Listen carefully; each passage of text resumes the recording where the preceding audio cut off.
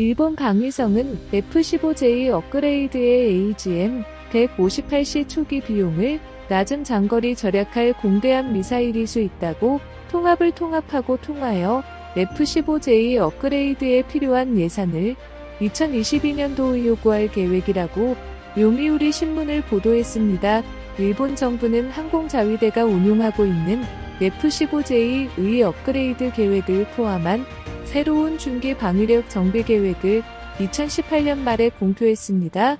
일본은 F-15J의 업그레이드에 드는 초기 비용을 807억엔 8,070억 원으로 책정했으나 미국 측은 일본이 F-15J의 업그레이드에 필요한 전자기기의 부품 고갈에 대한 대책 비용을 요구하면서 가격 상승의 원인이 되었습니다. 일본은 F-15J 업그레이드를 위해 매너급 82B1 레이더 103대와 미션 컴퓨터인 ADCP-1116대 그리고 전자전방위 시스템인 ALQ-239 두주 101대를 필요로 하지만 이러한 전자기기는 미 공군이 F-15 업그레이드에도 필요하며 신규 도입을 시작한 F-15X에도 사용되기 때문에 2022년부터 일본이 F-15J의 업그레이드를 시작하면 공급량이 따라가지 못하기 때문에 일본이 미국이 생산 라인의 신설 비용을 부담해야 한다는 것입니다. 즉, 일본이 미 공군이 공급량에 여유가 생길 때까지 업그레이드를 연기하면 제조 라인 신설을 하지 않아도 되어 초기 비용을 절약할 수 있겠지만 일본이 중기방위력 정비 계획에 따라 정해진 일정을 준수하려면 미국이 제조라인 신설 비용을 부담해야 한다는 것입니다. 여기에 미국은 F-15 장거리 공대함 미사일인 AGM-158 실대증의 동학 경비 등을 일본에 요구하고 있습니다. 미 공군은 자체 개발한 공대지 순항미사일 AGM-158B를 B1, B나 F-15E로 통합하는 작업을 진행 중에 있습니다. 하지만 일본은 미 공군이 AGM-158B가 아닌 미 해군이 개발한 AGM-158C를 F-15J에 장착하기를 원하고 있어 미 해군은 AGM-158C를 F-15에 통합할 계획이 없으니 F-15J 업그레이드 시에 AGM-158C를 통합하려면 비용은 일본이 부담해야 된다는 것입니다. 그래서 F-15J의 업그레이드 초기 비용은 807억엔 8,070억 원에서 PLA억엔 2조 4천억 원으로 3배나 껑충 뛰었습니다. 이에 대해 일본 방위성은 F-15J의 업그레이드에 대한 입장을 일본 의회의 자민당 소속 국방위 의원들에게 설명했다고 합니다.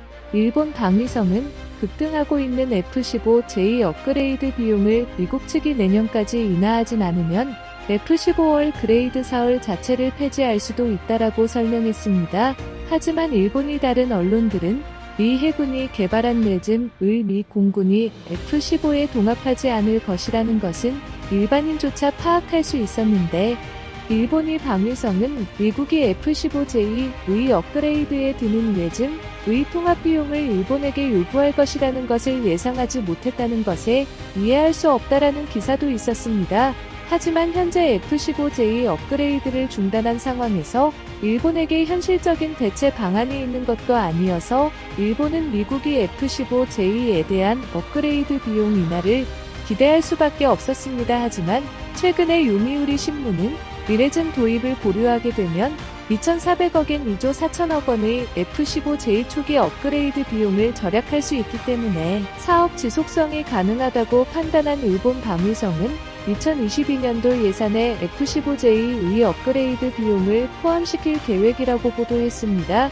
이것이 사실이라면 F-15J 업그레이드형은 대함 능력은 상실하지만 제스머의 통합은 유지될 전망이어서 공대지 능력은 유지될 전망이며 공대함 미사일은 일본 방위성이 작년에 업그레이드를 결정한 ASM-3를 F-2에 통합함으로써 부족한 대함 능력을 보완할 예정이라고 밝혔습니다. 일본이 당초 계획은 F-15J의 업그레이드형이 공대지와 공대함 능력을 담당할 예정이었으나 이런 계획이 무산됨으로써 공대지 공격은 F-15J가 담당하고 F-2가 공대함 공격을 맡을 것으로 보입니다. 당초 일본은 업그레이드된 F-15J와 370km 이상의 사거리를 가진 내즘의 조합으로 한국과 중국 등 강화되고 있는 주변국들의 해군 전력에 대응할 예정이었습니다. 의해즘은 한국과 중국이 함대공 미사일이 사정권 밖에서 공격하기 위한 필수 장비로 미래 일본 해군력 강화의 기둥으로 꼽혀왔습니다. 또한 F-15J의 업그레이드 시에 통합될 예정인 미국산 AGM-158B 제스머 장거리 공대지 미사일이 통합도 귀추가 주목되었지만 일본 방위성은 제스머 장거리 공대지 미사일이 통합은 그대로 추진할 전망입니다. 제스머는 미 공군이 개발한 차세대 공중발사형 스텔스 크루즈 미사일이며 중국이 위협에 직면한 미 태평양 함대의 긴급 요청에 대응해 미 해군은 2009년부터 새로운 대한미사일 개발에 착수하게 됩니다. 그래서 미 공군이 개발을 진행하고 있던 AGM-158이 발전형인 AGM-158B 제스머의 해상의 목표에 대응할 수 있는 시커로 변경한 것이 AGM-158 실대즘이지만 미 공군은 F-15X와 F-16CD, D-1B와 B-52H의 제스머를 통합해도 시커 및 운용밥이 다른 의레즘을 통합할 계획은 없었습니다. 즉, F-15J 업그레이드 시의 의레즘을 통합하려면 소프트웨어의 수정이나 검증 테스트에 필요한 비용을 모두 일본이 부담해야 하지만 제스머의 통합은 미 공군이 이미 통합에 성공했기 때문에 이러한 추가 부담 없이 통합이 예정대로 진행될 수 있다는 이야기입니다. 하지만 제스머는 수상함의 공격에 대응하고 있지 않기 때문에 대한미사일인 의레즘을 대체할 수는 없습니다.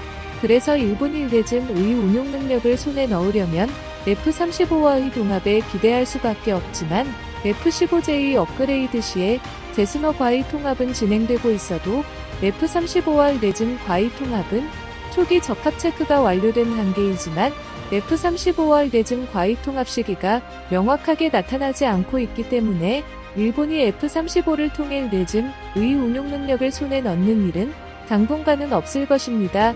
일본이 그토록 원하고 있는 의레즘은 현존 대공 방어 시스템으론 대응할 수 없는 최강의 장거리 대함 미사일입니다. 스텔스 설계로 레이더에도 탐지되지 않으며 미사일과 기관포로 물리적 파괴를 할 수 없을 때 실시하는 전자전도 의레즘에는 통하지 않습니다. 의레즘은 내장한 전자전 대응 장비로 전파 원점을 확인해 그 군함이 무엇인지를 파악할 수 있습니다. 그래서 설분리방에 전파를 쏘는 것은 이 자신이 좌표 알리는 자의 행위와 같습니다. 의레즘은 인공지능이 적용된 소프트웨어 덕에 지능적인 공격 전술도 구사할 수 있습니다. 탐색 레이더와 사격 통제 레이더 등 레이더 전파를 통해 적함과 민간 선박을 구분하며 적함을 탐지하면 사전에 입력된 데이터와 대조해 함종을 파악하고 약점을 정확히 타격할 수 있습니다. 또한 데이터 링크를 이용해 주변의 다른 의레즘과 함께 적 방공망을 돌파할 접근, 대형 및 돌입 코스도 짤 수 있습니다. 이런 엄청난 성능을 자랑하는 의레즘, 대한미사일은 아시아 태평양 지역에서 중국에게 대항하기 위해 미국이 최근 이 지역에 배치하고 있습니다. 미국은 일본에 이어 호주에게도 의레즘 200발이 판매를 승인했습니다. 호주의 스콧 모리슨 총리는 지난해 7월에 호주 방위군 후보생들 앞에서 향후 10년간 2,700억 호주 달러, 1,840억 달러 규모의 신무기 도입과 무기 개량 계획을 발표했습니다. 또한 호주 국방부와 뉴스브레이크에 따르면 호주 국방장관은 같은 날 배포한 보도자료에서 호주 국방부는 수량 미상의 AGM-158 실레즘을 미국 방산업체 로키드 마틴에서 구매할 예정이라고 밝혔습니다. 호주의 국방장관은 다만 호주군이 구매할 물량을 약 8억 달러 어치라고 전했으나 미국은 200발이라고 발표했습니다.